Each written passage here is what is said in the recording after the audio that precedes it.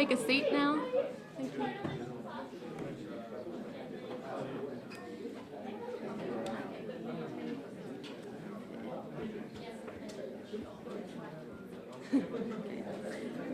Thank you all for coming. Thank you all for coming to what will no doubt be a very interesting evening. So the question of the future of aid is a hotly debated topic in academic circles. And so does it actually contribute to meaningful change? And does the way it is used impact economic and social growth and country relations? So tonight we have three experts from the ANU, Dr. Patrick Kilby, Dr. Colin Fletcher, and Dr. Stephen Howes. So we'll first begin with Dr. Kilby, who is the convener for the Masters of Applied Anthropology and Participatory Development, as well as an Oxfam, awesome, as well as a board member for Oxfam Australia. So Dr. Kilby will be speaking on China's dominance in the aid sector, an event that is termed the Beijing Consensus.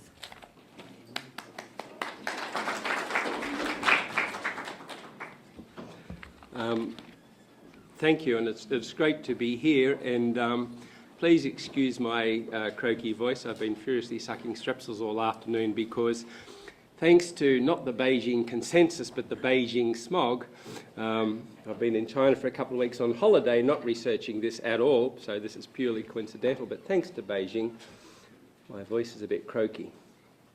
When we were emailing around this a month or two ago, Colin sort of said, so who's going to rebut who? And I said, well, that depends on the batting order. And it seems to have turned out that I'm the rebuttee rather than the rebutteur, and sort of Stephen gets to have a go at both of us. But hopefully in question and answer then we can sort of even the score a bit. There's two things I want to talk about. First is the rise of China, not only politically but as an aid donor. And the aid donor side of China tends to be overlooked a bit, and there's a few reasons for that which I'll come to, but they also have a big implication for how the rest of aid programs such as AusAid or any of the other development assistance, the OEC donors, will be conducting their aid, and that is very important. The second is a decline of what was coined in, I think, 2000 or something as the Washington Consensus, which was a consensus between the World Bank and the IMF and some of the major donors as to a way forward in development, which some have called the neoliberal project. And since then, though, certainly over the last 10 years, and I'll come back to this, is the IMF has weakened quite a bit. And in the news in the last week, where the IMF's been talking about sort of having a bigger role in currency exchanges, they gladly welcome China, to have a greater role within the IMF, which is quite interesting, as China is seen as the bogey country when it comes to devalued currencies and the like. And some have called this new paradigm a Beijing Consensus, which is a little bit ironic because it's not a consensus between anybody except within the Chinese government itself. So I just want to touch on a little bit about China as an aid donor. China's been an aid donor since the 50s, and I remember in the early 70s a big thing was made about the Tanzara Railway between Tanzania and Zambia, which was built between 67 and 75, and every 5 or 6 years it falls apart, and every 5 or 6 years China comes in and rebuilds it again, which it's currently doing. It's one of those sort of projects which are a really good idea but cannot actually fund itself, and neither can the two countries fund it. In the 2000s, in particular, China rapidly expanded its aid program. And these figures, I'll come back to it, are a little bit rubbery, not because of any deliberate sort of rubberiness. It's just trying to find reasonable comparisons of what we're talking about. But it's gone quite big from one estimate to 1.5 billion in 2003 to 25 billion in 2007. The real problem, if trying to get a handle on it, is some definitional issues, is that the Development Assistance Committee of the OECD sort of defines aid that it should be these things. China doesn't actually really recognise these definitions, so spends a lot of its funds as soft loans, as quasi-state investments, as infrastructure projects, which may not strictly meet aid definitions, and then later on the soft loans are converted after a few years, and so in that sense it's hard to get a direct definition. Secondly, the level of Chinese aid is a state secret, and so if people don't want to meet the same fate as Stern Hu, then they're not going to really talk about it. Thirdly, another thing is that there's lots of bits of the Chinese government do aid, and so there's less the central coordinating body for the granting of aid, and so it's hard to get a handle on it. But even with all of those caveats, China may now be the second largest aid donor after the US. And that's important because China follows what it calls a sovereignty document. That is, it does not interfere in the internal issues, including the economic or political systems which the DAC donors, the OECD donors, tend to do through their loan conditionality and the types of projects they support, good governance projects, those sorts of things, which reflect those priorities. And so I've just got 3 quotes here which are quite interesting, and I don't bore you with too much text, but this is quite interesting, is that there's a frustration that because China's policy of providing assistance without conditions, they, the OECD, are losing the ability to influence the behaviours of aid recipients regarding human rights and economic reforms. Zafar goes on, saying China's lack of attention to governance, democracy and human rights issues in Africa, as testified by its support of pariah regimes such as Sudan and Zimbabwe. There's a few Western donors actually support these 2 pariah regimes as well. And its delinking of aid from political reform has raised concerns that the flow of Chinese aid may cause African governments to delay reforms that promise openness and accountability.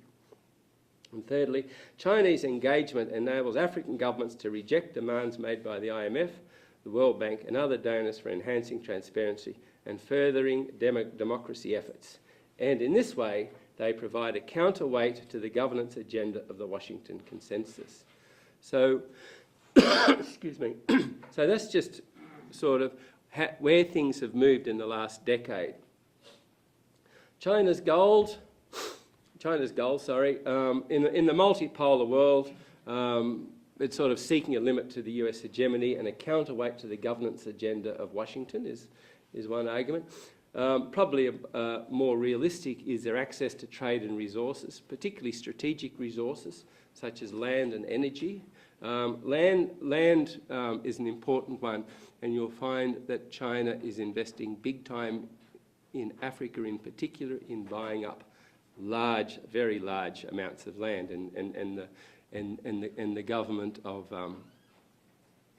Madagascar was in quite some turmoil late last year, and there was a coup, or not quite a coup, and that was all over the Chinese land ownership. Ethiopia is also having huge issues with the amount of land which is being bought up. It's also interested in isolating Taiwan to bring it back into the larger China fold, and so one of the China has very few, if any, conditions on its aid, but it has one condition, and that is not to support Taiwan in UN or any other multilateral forums. It provides an effective security guarantee in the region, for example, for Laos, Cambodia and Burma, and thus limiting Vietnam, India, the US and Japan's influence in its immediate region. And note that China has been at war with all of those countries in living memory. And so it's not really conspiracy theory, it's a bit of, real politic. As who have they had a squabble with in the last 60 years? Okay, make sure they don't have another squabble with them again. China's not that hostile to the Millennium Development Goals as such, but they take a much lower priority in its programs. So they're the two. So that's where China is an aid program. The second part of the story, which is not completely separate to the China part of the story, is the challenges which have occurred to neoliberalism, or the so-called Washington Consensus. At the time, they were pushing for smaller government, deregulation, liberalisation, and privatisation. They were the planks as a path to successful economic growth. The Asian economic and then political crisis in the mid-90s led to fundamental changes in this project, and particularly the role of the IMF. Basically, as a result, many Asian countries simply stopped taking IMF loans and re-regulated key components of their financial systems and built up large reserves. It does not mean they weren't export-orientated and outward-looking, but they did change regulatory internal frameworks. Their argument was the IMF advice led to the crisis of deregulated, particularly deregulation of the financial systems, and then the conditions it placed on the loans actually made the crisis worse. It also, rather undiplomatically, used the language of crony capitalism as being one of the causes of the Asian crisis, and that didn't go down very well at all and just led to this greater resentment.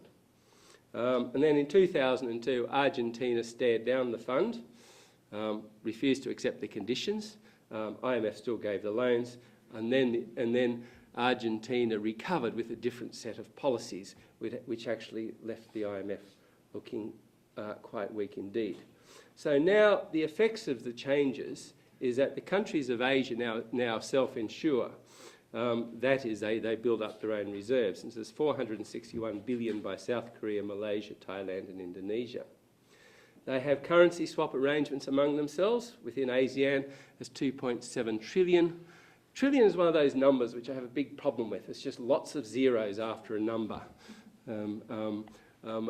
So all I can say is that's a lot of money.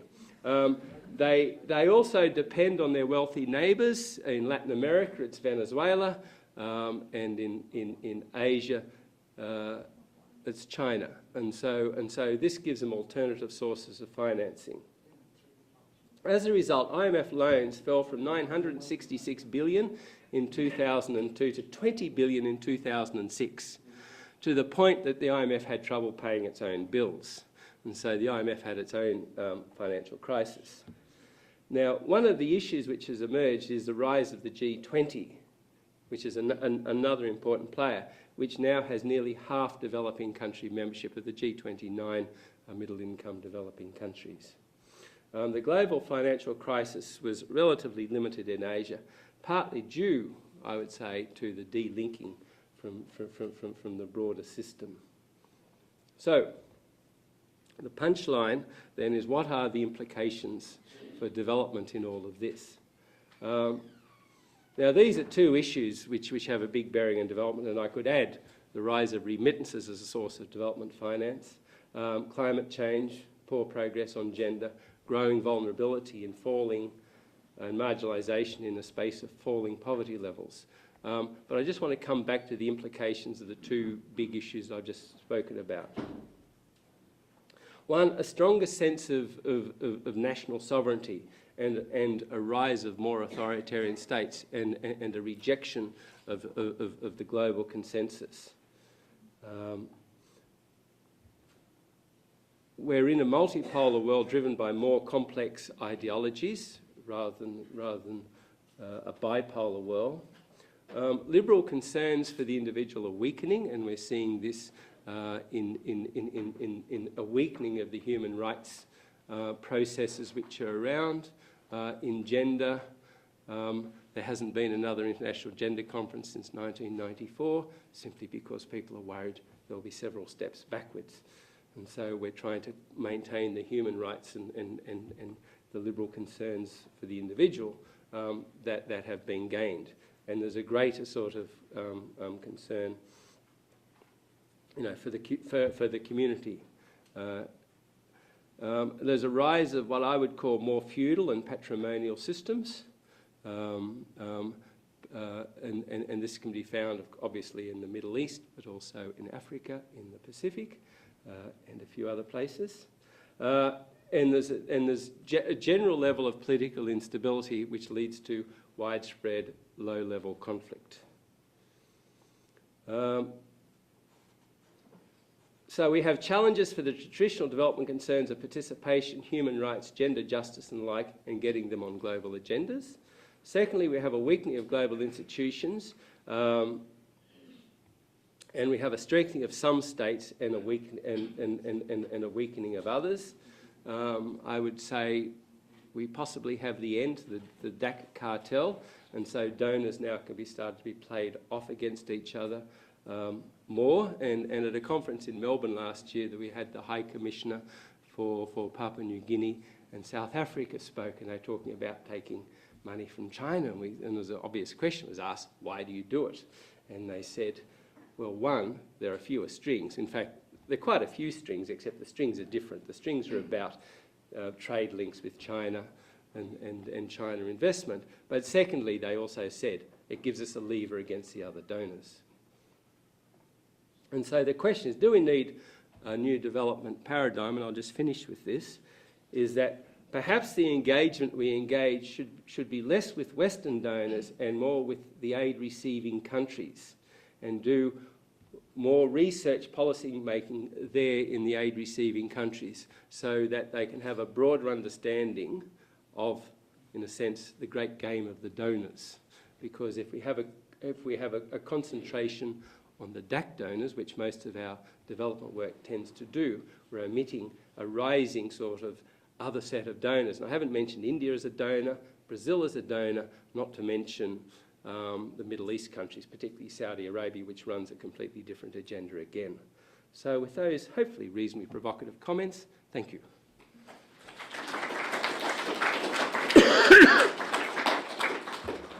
Thanks, Patrick. We'll just open up the floor to some questions. Questions, anyone? Yes? Thank you for a very nice presentation, but I think you're a little bit very optimistic about the role of the receiving donor countries that now become a donor. Because somehow I don't really agree with you that that China and the emerging donor countries, they don't have a certain conditionality to their recipient countries. So do you have any further comment on your position? Yeah, the last comment I said, they do have conditions, but they're not about the internal governance of the country. They're about investment and trade policy with themselves. For example, China. One of the issues that South Africa is finding with China is it's essentially exporting its jobs to China in the process, because its own industries are suffering while at the expense of China, and so you actually have a more complex sort of relationship. There's another big issue emerging as China puts a lot of its technical staff in, and that's just not the technical managers of aid program, it's actually sort of more the workers on the ground, and that's creating big issues in Angola, where there's literally tens of thousands of Chinese workers coming in to build some of the infrastructure work. The same in Papua New Guinea, where there's a whole issues about the category of visas and who was coming in on various categories of visas. So there's a different set of issues emerging. So I'm not trying to paint China as sort of some benign aid donor and not sort of having an agenda, which is possibly as harmful to elements of the receiving country as DAC agendas are often perceived as being. I was wondering if you could elaborate on your last point, because it wasn't clear to me when you said that perhaps it's about engaging less with Western donors and more with recipient countries. To what end? Is that with a view to countering the impact of China on the donor? To being able to manage their aid donors more effectively. And that includes the broader spectrum. You know, when we're talking about policy, often we're talking about certain policies which are DAC policies and which are often resented. The conditionality of the World Bank, I was talking to sort of people in Zambia a couple of years ago, and they just threw their hands up about how the country was just completely wrecked by some of this sort of thing. So in a sense, it's less about a policy conditionality, but, you know, when we want to build infrastructure, we take these things. How do we engage better in terms of our donors? Because often the donor engagement is we have the money and the power, and you'll do sort of what now. That's a caricature. I've seen very small states very cleverly manipulate the World Bank just by refusing to meet with World Bank officials for weeks on end until the crunch point comes to actually sign off on the loan. So part of it is to actually have a more equal relationship between donor and recipients as to how they're going to use aid money in this. And I'd also add how they use remittances in these sorts of things too, because that's now a vast form of finance. Why China is interested in Africa while the established donors, they're having difficulties, serious difficulties in delivering their aid programs in Africa? Africa. Yeah. Africa has lots of oil, That's it. like strategic resources and land. Essentially, it is. I think the biggest is Angola. Okay, and Angola is a huge mineral-rich country. Sudan has a lot of oil, etc. And Sudan, one of the blockages to peace processes in Sudan is China and the Security Council, for example. So the strategic interest there. So basically care about whether they can deliver, the aid in Africa. China delivers the aid itself. But then the problem, as we said with the Tanzara Railway, is that Tanzara Railway is beyond the capacity of the countries to maintain. And so China effectively maintains it for the last 50 years as well. So, but the issue is one of strategic interest, but then I'd argue pretty well all donors' interest in aid is a strategic interest aid. And MDGs and those sorts of things, if I can be even more provocative, become a second-order issue when it comes to these things. One more question? Yeah, from what you've, thanks for a very excellent presentation. From what you've outlined, don't you see China doing essentially the same thing as colonial empires have done and as Washington Consensus group has done? What is the difference really? It doesn't appear to be, it appears to be the same actually. I didn't mean to suggest there was a difference, but their interests are different. Right, so China is not that interested in having a view of how the world's governance should be, or whether there should be democracy or respect for human rights. It has its own interest, which probably goes back another 100 years, right, to the late 19th, early 20th century, where the colonial donors were much more direct. But they actually took over the direct governance of most countries at the same time, while China is more back to its 12th century or 13th century approach, which is take tribute, right, and build up those trading relationships at the time, while being less concerned with how those countries should govern themselves. But I'm not saying it's not the same as self-interest is running it. Just going to move on now. If you have any more questions for Dr. Kilby, he'll be around after the talk. So next up is Dr. Colin Fletcher, who is the convener of the Masters of Resource Management in the Asia Pacific, and as it turns out, also the Masters of Applied Anthropology. Is that correct? It is. Yeah? Oh, okay. Right. Yes, he's the boss. Okay. Here's the Masters as well. And tonight he will address the impact of aid on Papua New Guinea. So please welcome him.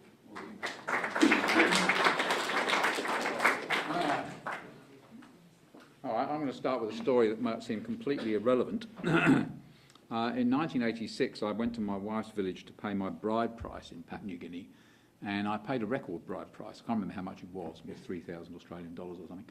Nobody had ever paid so much before, and I laid all this money out on a plank. And I thought everybody would be very impressed. And then somebody came up to me and they said, is that all you're going to give us? I thought, well, that's bloody cheeky. So I said to my wife, I said, what's the meaning of a question like that? And she said, no, what you have to do is say no, because if you said yes, they'll give some of it back. And I thought, okay, I think I get the logic of this. So I said, no, it's not all I'm going to give you. And indeed, I find myself now about to pay off my brother-in-law's mortgage on a house in Madang, where I'm going for a conference next week about the influence of Chinese investment in Papua New Guinea and the world in general. Now, what's the point of that story? The point of that story is that if you look at the aid relationship from a Papua New Guinean point of view, whether you're a politician or an ordinary villager, you tend to think of it in quite personalistic terms. You tend to think, is this a relationship like the relationship between brother-in-law? two brother-in-laws, one of whom has bought a wife from the other one? Or is it like the relationship between a father and a son? Is it a paternalistic relationship, or is it like a relationship between an uncle and a nephew?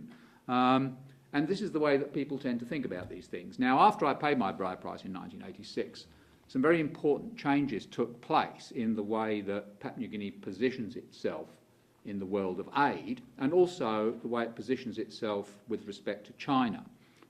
And there is a sort of connection between these two things, but it isn't a simple one. And it all started with the outbreak of the Bougainville Rebellion in 1988, which was 2 years after I paid my bride price. And shortly after that, this caused a sort of a bit of a financial as well as a political crisis for Papua New Guinea. The Australian government, in its wisdom, decided to change the design of the aid program in Papua New Guinea. And instead of giving a large amount of untied budget support to the Papua New Guinea government, it decided to tie its aid up to contracts to specific projects and programs managed by Australian companies, or managing contractors as they're known in the business. Now, this wasn't greatly appreciated in Papua New Guinea, and they felt that Australia had moved from being in a certain kind of relationship with Papua New Guinea as the former colonial master, which was in a sense providing this untied budget support as a way of repaying Papua New Guinea for the colonial years in which Australians had treated the natives of Papua New Guinea like second-class citizens.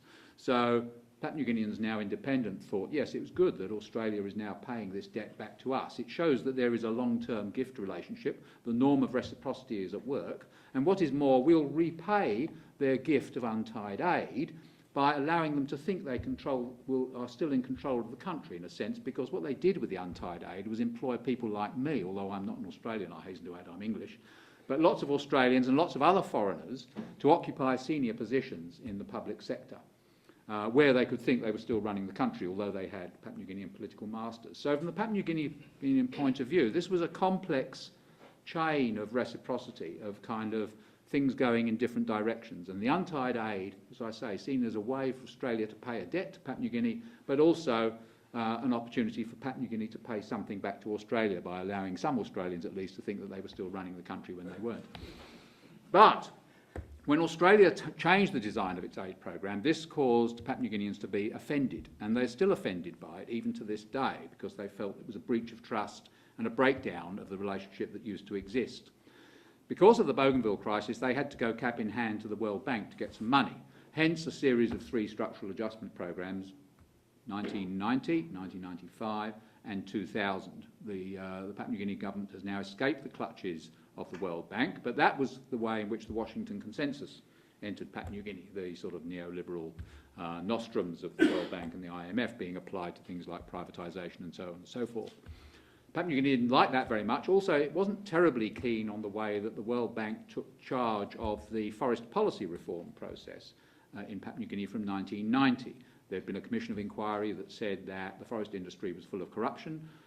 Asians were responsible for the corruption because Asians ran the logging industry. Something had to be done about it. The World Bank organised lots of donors, including Australia, to come to the rescue and place all sorts of controls over this Asian-owned logging industry, which had some rather peculiar reciprocal connections with various senior Papua New Guinea politicians.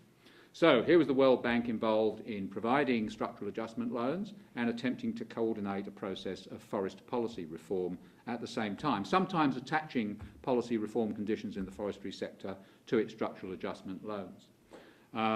Somewhat to the chagrin of the Papua New Guinea government, which eventually in 2005 told the World Bank to piss off. They told the World Bank to piss off basically, I mean I use kind of anthropological language here, you'll understand, rather than diplomatic language, because they saw that they perceived that the World Bank was trying to lend them money for the purpose of closing down the logging industry, and if you were a sensible bureaucrat in Treasury or Finance, you couldn't see why would you borrow money from the World Bank in order to close down an industry that provided you with revenue. This didn't make a whole lot of sense.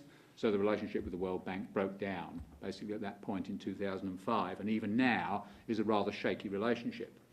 But something else had happened in the course of this period over the last 20 years is that as of 1992, partly out of disappointment with the way in which the Australians had designed the aid program, partly out of a desire not to fall into the alternative clutches of the wicked uncles in the World Bank or whatever they were, the Papua New Guinea government in 1992 started talking about a look north policy, as a way of trying to leverage a position of the kind that Patrick described, where you can sort of play off one foreign interest against another.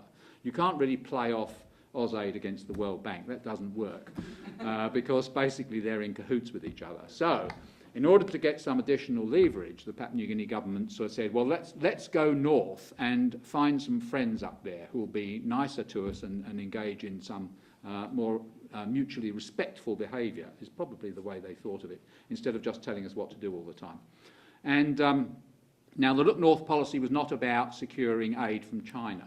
It wasn't specifically about China, and it wasn't specifically about aid. Sometimes it was about getting loans, alternative to the World Bank loans.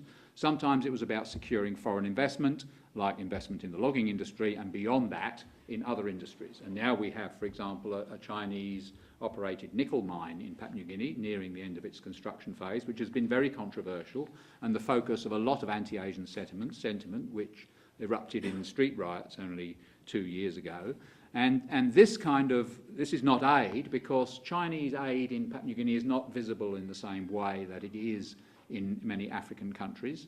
There are not armies of Chinese labourers building infrastructure that I've noticed in Papua New Guinea. Maybe there are, maybe somebody's noticed them, I haven't yet. Maybe I'll see them next week, but more likely you'll find a small army of Chinese labourers either engaged in continuing to log the forest, although they've almost finished doing that, or alternatively building this new nickel mine in Madang province, which has been the focus of quite a lot of anti-Asian sentiment. So the relationship the relationships covered by the concept of this Look North policy are very sort of complex and diverse. There's a lot of xenophobia about the pattern of Asian investment in Papua New Guinea, but you have to remember that that investment is not solely coming from China. A lot of it's coming from Malaysia.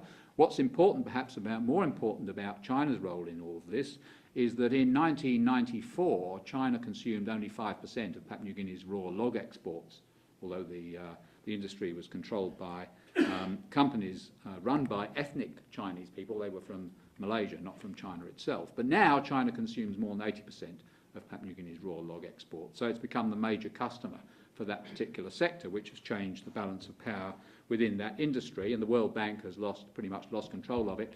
And the Australian government never showed much interest in trying to control it anyway, because Australian aid is very much focused in the social sectors, in the provision of things like health and education services, or the building of good governance, which of course is something which the Papua New Guinea government, like many other governments, regards with a degree of suspicion, because it just seems to be an invitation to the donors to sort of wag fingers and sticks and be generally objectionable, complaining about corruption and so forth all the time, and encourages a further move to look north, because the people up north don't worry about the corruption so much, because they're quite happy to benefit from it if they can. All right, so where does that leave us, really? It leaves us with a situation, I think, where Papua New Guinea now, because of the resources boom, which it has experienced recently, just as Australia has, is now saying, at last, and Stephen will know this, at last we can free ourselves not only from the ghastly World Bank, because we never need to get a structural adjustment loan again, but also perhaps from Australian aid. So we can tell the Australians, thank you very much for your tied aid. We didn't like it as much as the untied aid, and so perhaps we don't need it at all, because we're now swimming in all this mineral wealth that we've got for ourselves. And so perhaps you'd like to prepare yourselves to depart the scene, so that we won't have to listen to you telling us what to do any more after a couple of years. And indeed, from recent pronouncements from the PNG government, PNG now wants to become a donor of aid itself to the Pacific, despite the fact that its human development indicators, by and large, are lower than those of nearly all other Pacific Island nations. Something which perhaps we don't need to go into, but it is an expression, really, of this sort of this long history of political sentiment about kind of, well, what sort of relationship do we have with these foreigners? Is it a good relationship, or is it a bad relationship? Is it like a brotherly relationship, or a final relationship between in-laws, or a relationship with an uncle or a father, which brings me back to the point that I made at the beginning. I'm not sure that I've got anything more to say than that, so I'll end there. I've had enough of doing PowerPoints. I've been doing too much teaching and conferencing recently, so I thought, no PowerPoints from me. So there you go.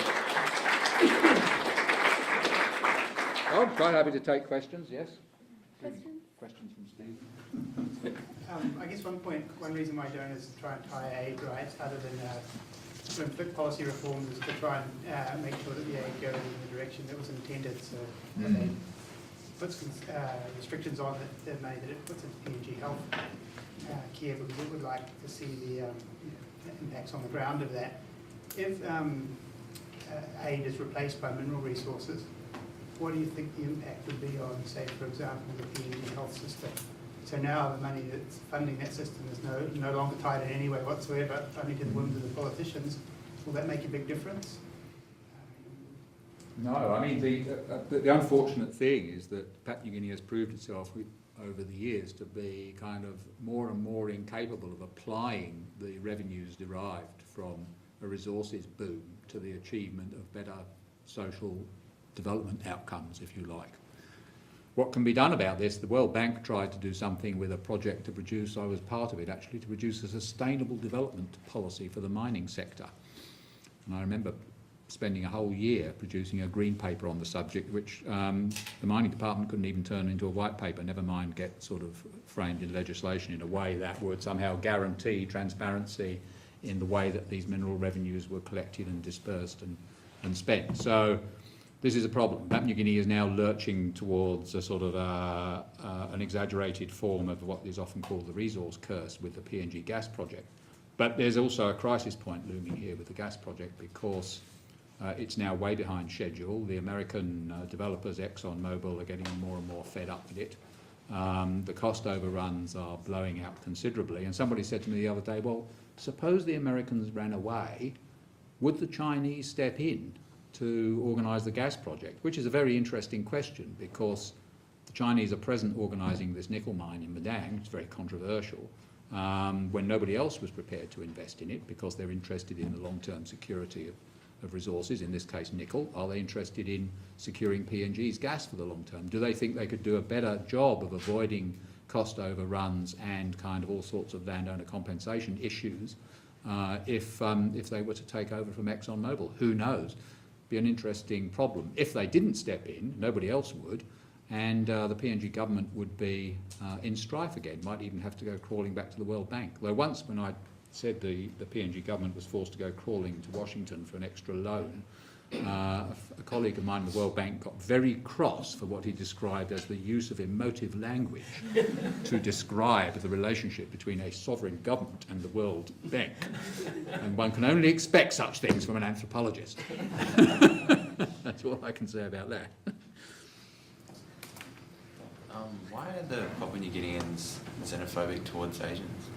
Well, I'm not sure that all Papua New Guineans Of course. are, but there is a lot of popular disquiet with the way that the so-called new Asians, because there's a common distinction between the old Asian community, the old Chinese community that was established during the period of Australian colonial administration.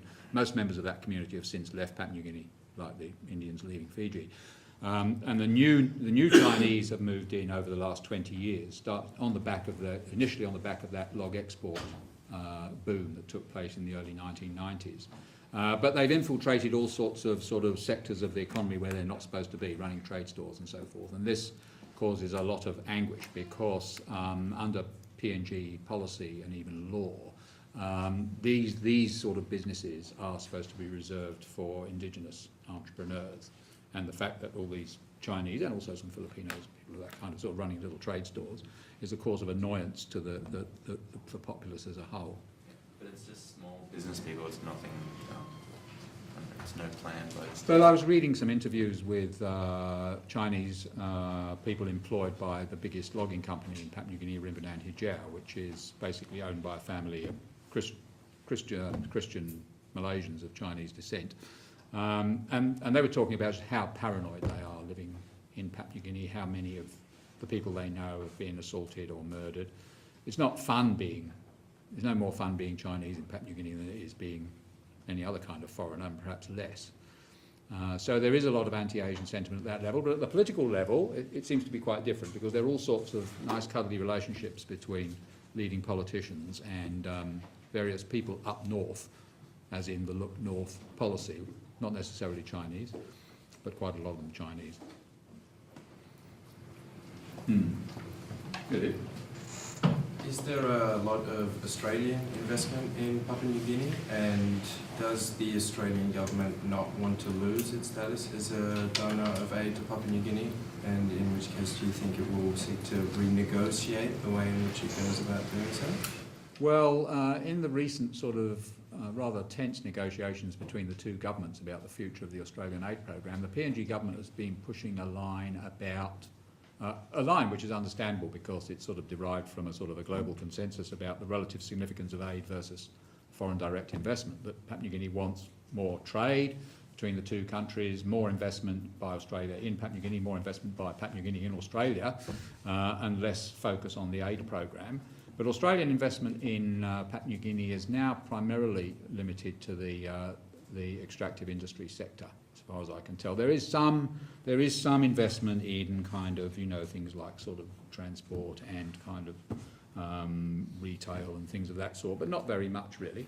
I mean, the big logging company I was talking about has just turned themselves into the West Fields of Papua New Guinea, so they built the sort of biggest shopping complex in the entire Pacific. So the big mining companies with an Australian interest there, I mean, Rio Tinto quit some time ago, threw their hands up in disgust, so did BHP. So it's now Newcrest is the biggest Australian investor in the mining sector now. But Australian mining companies have found it very difficult to operate in Papua New Guinea, and the history of Rio Tinto and BHP's investment there shows that. He probably knows more about Australian investment in Papua New Guinea than I do. He's an economist. I'm just an anthropologist. Colin, could you briefly explain the Papua New Guinean government's development priorities and why they haven't been, I guess, more or less achieved? I don't know. Papua New Guinea is, I think, partly on the back of this this latest mineral resource boom. Papua New Guinea has sort of got into a rash of planning over the last 5 years, and so it has now a 40-year plan called Vision 2050, has a 20-year plan called the Development Strategic Plan. It's just come up with a new 5-year plan. It has National Agriculture Development Plan and all sorts of other sectoral plans. And I've just been writing an article today, actually, which was why I sort of only started thinking about this about an hour ago, or 2 hours ago, about the kind of the way, about the unrealistic nature of these plans, because they say things like kind of, log exports are going to go up from 2.8 million cubic metres a year to 3.5 million cubic metres a year in 2030, and oil palm exports are going to triple, and coffee exports are going to quadruple, and then when you actually look at the history of these industries and kind of the availability of the resources in terms of land, for example, for these kinds of activities, you realise these projections are completely unrealistic. On the back of these economic forecasts, there are sort of plans to sort of, you know, provide all kinds, I mean, turn Papua New Guinea into Switzerland, basically, in 40 years. And when you look at them with a sceptical eye, you think kind of, what are these guys dreaming about? But it's, I'm not sure what, I mean, I wouldn't go so far as to call this a cargo cult, yet. Has certain hallmarks of unrealistic expectations, though. Are there any more questions? We'll take one more. No? No. Cool. Now, onto the hard-headed realism of the economist. Thank you.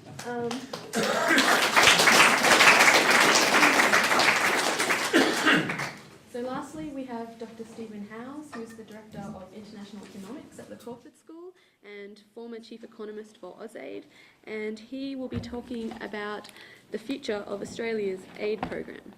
So please make him welcome.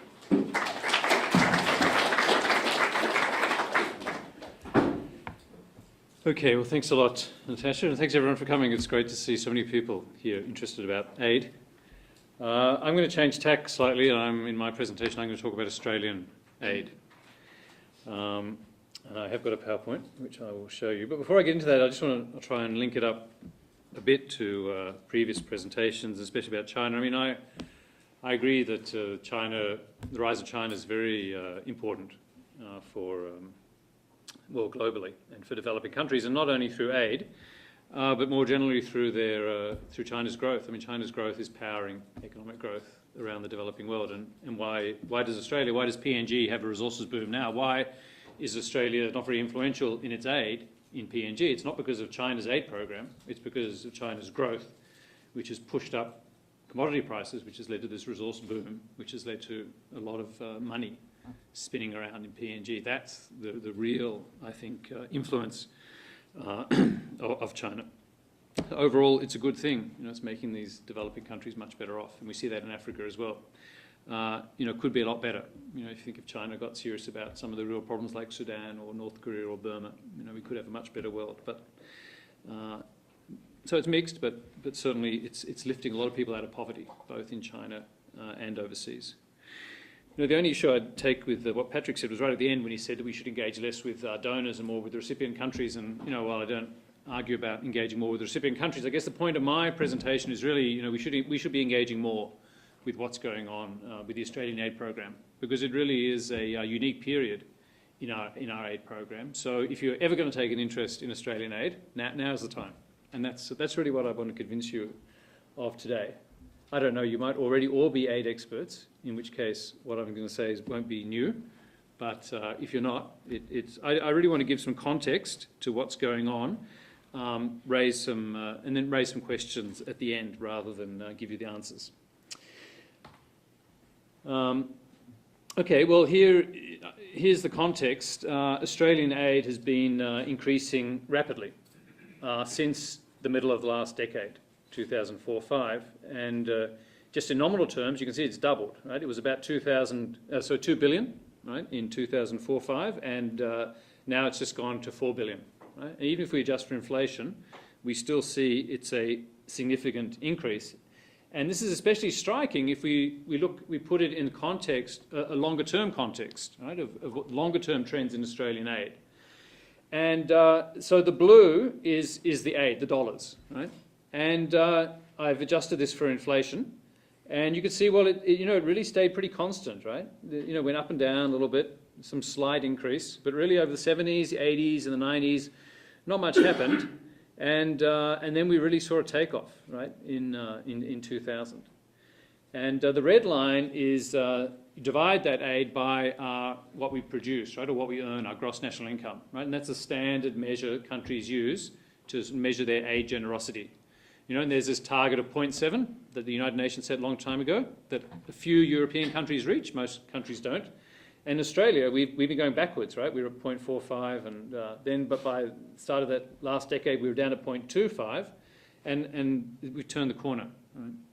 So it really is an unusual period that we're in, and as I'll point out later, it's going to continue. Right? That increase is going to continue. Now, it's not just an Australian phenomenon, right? It's a worldwide trend, right? And it's not a coincidence it started around 2000. I mean, what else happened in 2000, right? 1990, we had the end of the Cold War, so we had a fall in aid. But then 2000, we had 2001, we had September the 11th. We suddenly realised, well, we can't ignore what's going on beyond our borders. And that really, I think, more than anything else, has driven that worldwide growth in aid. And so we don't want to get carried away with Australian generosity, right? If we compare ourselves to other donors, and I'm not, this is only the rich country donors, so we don't have China here, unfortunately. We just don't have the data. But if we compare ourselves to other rich countries, and use this percentage of GNI criterion, we're an average donor, right? In fact, you see the last few years, we've pretty religiously tracked that average, right? And if you look at the red line, well, that's a typical donor, right, as against the average, right? So the average is weighted down by the big donors. The biggest donors, America, Japan, give a lot of money, but not a high amount as a percentage of GNI. Right? The smaller donors tend to be more generous. So in fact, if you compare us to the typical donor, the gap's widened, right? So it's certainly exceptional for Australia, but it's not exceptional worldwide. And I do go back to the resources boom, which this is our terms of trade, right? We get a lot more for what we export now, right, compared to what we have to pay for imports. And that means we're a lot better off. So we can afford to give more aid. All right, well, that's the aggregate volume of aid. If we want to finally get to the important issue, does it have any impact? I mean, that's a very difficult question that people struggle with, but at least we need to know where the money's being spent and what it's being spent on. So let me just go on to that. Where has this extra aid money gone? Well, the big winners, so this just looks at the shares of aid, And you can see, well, PNG's gone down in relative terms, but Solomon Islands has gone up, right? Solomon Islands getting a lot more, and that's Ramsey. You know, the Solomon Islands fell apart, so big intervention in the Solomon Islands to stabilise that. Other Pacific's about the same. Then Indonesia, big increase. That was the tsunami and the Australia-Indonesia partnership. Indonesia has now displaced PNG as Australia's biggest recipient of aid. Other East Asia's gone down. That's countries like Thailand, Malaysia. You know, they used to be poor. They don't really need our aid anymore. Then South Asia, about the same. Middle East, that's gone up. And when I say Middle East, that's a little bit inaccurate, right? That includes Iraq, Afghanistan, right? And so you can see that's the strategic agenda. And then Africa has just stayed the same. This is the same thing, but just looking in absolute dollars, right, rather than percentages. And so PNG, although it's gone down in relative terms, it's about the same in absolute terms. So you do need to be careful when there is this rhetoric about exit strategies. PNG would like to graduate from Australian aid, but it's about the same today in real terms as it was a decade ago. And I think as someone asked in the question, I mean, I think a lot of at the political level there's a rhetoric, but at the bureaucratic level there's a recognition that a lot of this money funds essential services, so we've got to be careful before we get rid of it. Then Solomon Islands, that big increase I told you about, and you can see the other big increase is Indonesia as well. Right, that's where the money is being spent. What's it being spent on? Well, over this decade, last decade, you can really distinguish two sub-periods.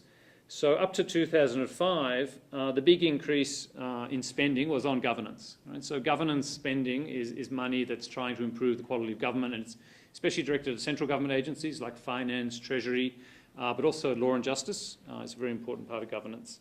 And that was really the strategy of the last government and the last foreign minister, and had a certain appeal to it. You know, we know that it's domestic institutions that really matter for development. So if we can help these countries strengthen their domestic institutions, we can really give them a boost. And that was the strategy of the last government. I think the problem with it was it's a good aim, but it's very difficult to achieve, right? Because governance, you know, can't be fixed often goes beyond the capacities of consultants to fix. More recently, since in the last half of the decade, as part of that big expansion, it hasn't been in governance. So now put governance at the bottom, right? And so you can see it stayed pretty steady. Hasn't been decreased, but it hasn't gone up either. And it's really been in the other sectors that we've seen the increases.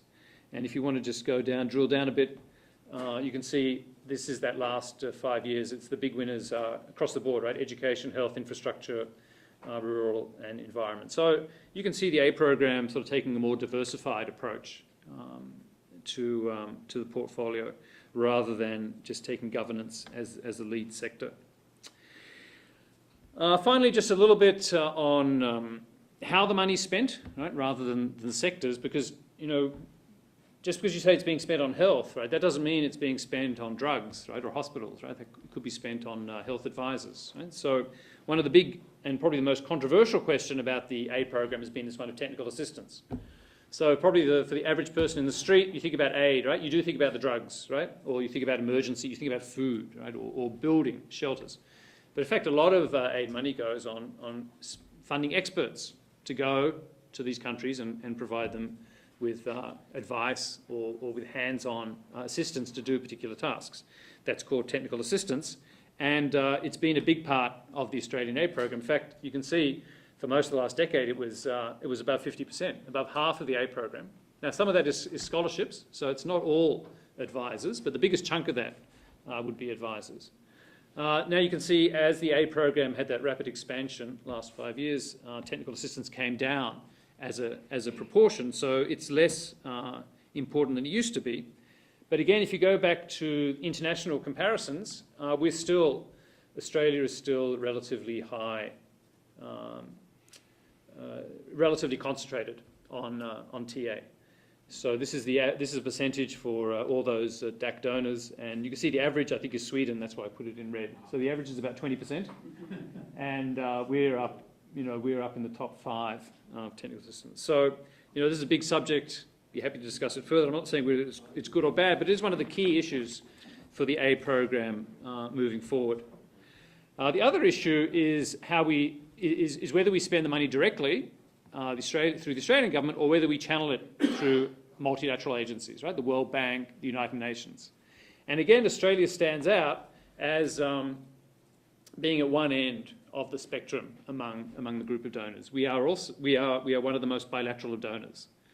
So only 10% of our funds go through multilaterals, and the average, again, must be Sweden, and that's 30%. And so we're very bilateral. Now, when you go to the international statistics, they only count unearmarked spending as multilateral, and Australia does have a lot of specific relationships with the multilaterals through trust funds, and that would boost this percentage. But these are the figures we can compare, and you can see we're not very multilateral. Now that's, because we've had a focus on the Pacific, multilaterals aren't very active there, so it made sense. But now as we're expanding into Africa and even Latin America, you've got to ask whether it makes sense that our reliance on multilateral channels is actually falling over time. It hasn't kept up with this expansion of aid. So it used to be a quarter, and now it's only 10% of our aid. And you've got to ask whether we should be going to Africa and Latin America on our own, or we should be asking the multilaterals to do it on our behalf, or at least asking them to take on a bigger share of it. All right, well, that's the past. What about the future? And my message here is that you ain't seen nothing yet. So somewhat surprisingly, it's somewhat surprisingly, it's been a bipartisan effort. Right? It's been a very bipartisan effort to increase the aid budget. That first increase in the budget was under the Liberal government, and the Liberal government announced in 2005 that it would double the aid program by 2010, and it started to do that. And then the Labor government came into power, and they continued, and they delivered that doubling last year when we reached 4 billion. But then they said, okay, well that's we have to keep going, and so we're going to go to 0.5% of GNI by 2015. That would be the next target. And now the Liberals have come and said, well, yes, we agree with that as well. So there is a very bipartisan commitment to this expansion, but it's going to be massive. So if you can follow this graph, the red is what's occurred so far, and the blue is what's going to happen if we're going to hit 0.5. And the yellow and the green, very patriotic colours, are in terms of GNI, right? So the target now is GNI, but the blue shows what that GNI implication is for some reasonable assumptions about what our economic growth is going to be. And so you can see that by 2015, we are up at about 8.5 billion, right? So we're going to double again, right? But of course, doubling from 2 to 4 is one thing, right? But doubling from 4 to 8 is huge, and it's almost $1 billion a year between now and 2015, and so that's adding half of what the aid program used to be in 2005 every year, right? So it's going to be a massive change, and I think it's likely to happen because it's got this bipartisan support, and unlike other countries, rich countries, we're not facing fiscal stress, right? As long as if we have a crash, then I think all bets are off. But as long as the resource boom continues, this is likely to happen. And so that's what makes it such an interesting period. Right? We are in the midst of unprecedented transformation of the aid program. So what are the issues? As I said, I just want to raise some questions here. I don't want to give you the answers. I mean, at least my view on what the answers are. But what are the issues? Some of them I've already discussed, right? Geographical focus. I mean, at the moment, we're sort of expanding everywhere, right? We were in Africa, we're in Africa more. Everywhere we're there more. There's not much selectivity. And that's, if we know one thing about aid is that you need to be selective when you, in what you do, because it's such a difficult business to be in. It's got such high costs to spend this money around the world. Of course, sectoral focus is another one. So focus in general, but I think at the moment the pressing issue is this one of geographical focus. The future of technical assistance, right? We are still heavily reliant on technical assistance. In a lot of countries, I think it makes sense, and I think a lot of the scholarship investments, make a lot of sense. But at the moment, I think there are a lot of questions around TA. They've been raised in PNG. There's now an advisor review underway in AusAid. So, what's the future of technical assistance going to be? And if it's not going to increase, well, where is the increase going to come?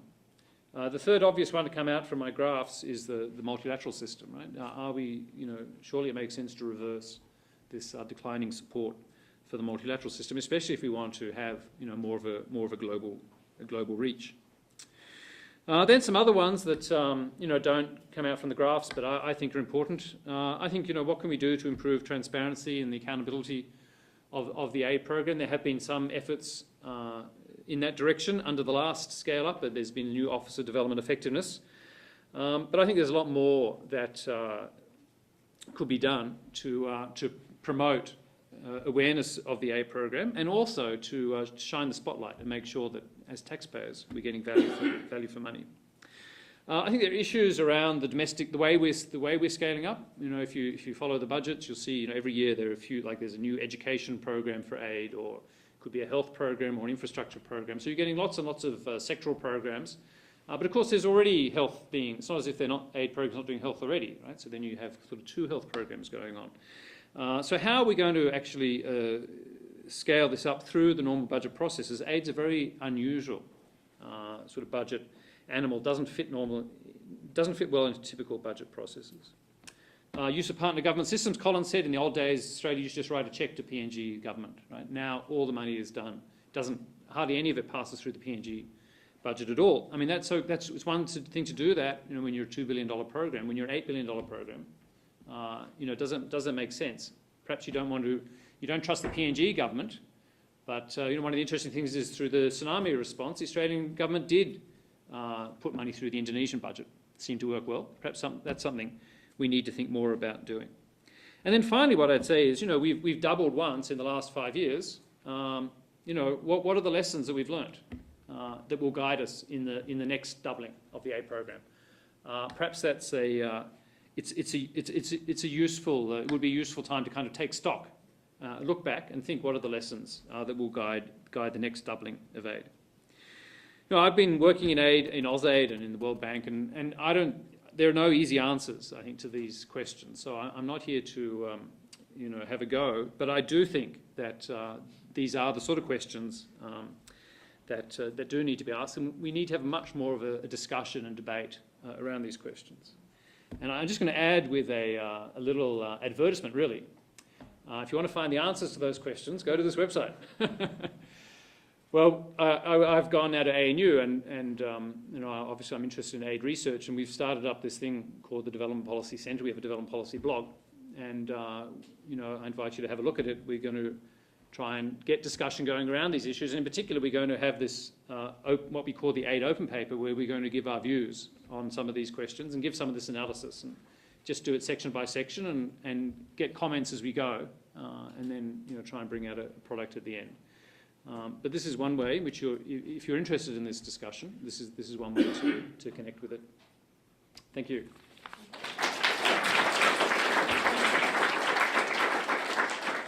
Are there any questions for Dr. House? Just want to ask about the issues that we're facing now. How much is the aid effectiveness taken into account to the scaling up approach? Because how do we justify if we want to add more budgets to the aid if within the current budget we can perform better? If we can actually perform better, we address the same issues.